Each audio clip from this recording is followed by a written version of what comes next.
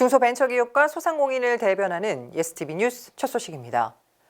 임대차 분쟁이 극단적인 폭력 시위로까지 번졌던 궁중 족발 사태 이후 상가 임대차 보호법이 개정됐죠. 하지만 여전히 임대인과 임차인의 분쟁이 발생하고 있습니다. 최근 임대차 분쟁이 임차인의 사망으로까지 연결되는 비극적인 사태가 발생했는데요. 무엇이 문제인지 자세한 내용 보도합니다. 지난 2018년 초부터 3년의 임대차 계약을 맺고 서울시 서초구의 한 건물에 입주해 음식점 영업을 시작한 한 소상공인이 최근 안타깝게 목숨을 잃는 사고가 발생했습니다. 가게 임차인인 자영업자 고 김성철 씨와 임대인인 건축회사의 임대차 분쟁이 일어나면서부터 비극이 시작됐습니다.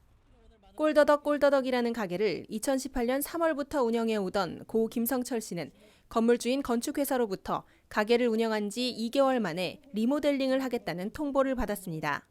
들어온 지 3개월 만에 리모델링을 할지도 모른다면서 그때 이후로 저희는 하루도 마음 편하게 장사를 한 적이 없습니다. 그 후 별다른 움직임이 없다가 임대인은 같은 해 12월 외관 대수선과 내부 엘리베이터 설치가 포함된 리모델링 계획을 임차인에 전달했습니다. 하지만 엘리베이터 설치로 가게 주방 일부를 내어주고 지하에 냉장고 이전 또한 해야 한다는 점이 영업에 큰 손실을 미칠 것으로 예상한 임차인은 리모델링 협조 거부 의사를 밝혔습니다. 결국 임대인은 2월경 내용 증명을 발송한 후 공사를 강행했고 임차인의 테라스를 강제로 철거했습니다. 또한 3월 초 공사로 임차인 가게에 어닝을 접었고 이를 본 임차인이 원상복구를 하는 와중에 쇼크로 인한 심정지로 사망하게 됐습니다.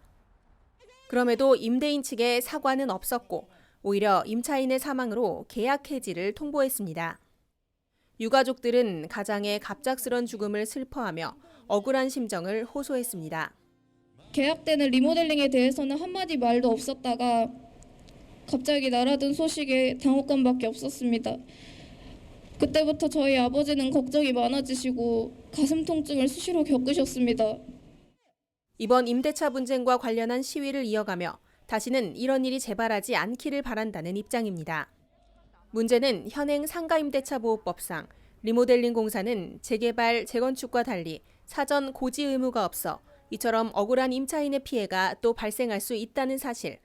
리모델링 부분은 사전 고지 의무가 없는 약간의 애매한 부분이 있고 또 리모델링을 했을 때 임차 상인이 손해를 입었을 때 어떻게 하면 적절하게 보상해 줄 것인지에 대한 규정이 일부 미비한 부분이 있어서 향후 상가임대차법을 개정할 때 리모델링에 대해서도 사전에 반드시 임차인에게 고지하기 의무를 부여하고 중간에 고지를 않고 만약에 중간에 공사를 하게 되면 그 달 매출액 정도는 보상해주게 리모델링 기간 동안에는 그 기간 동안의 매출액을 보장해 줄 수 있도록 법 규정이 조금 더 꼼꼼하게 개정돼야 될 것 같습니다.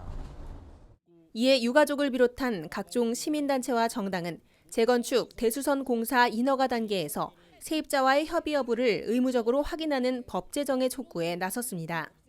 임대차 분쟁의 비극을 없앨 법과 제도 마련의 필요성이 또다시 제기되는 때입니다. 예스티비 뉴스입니다.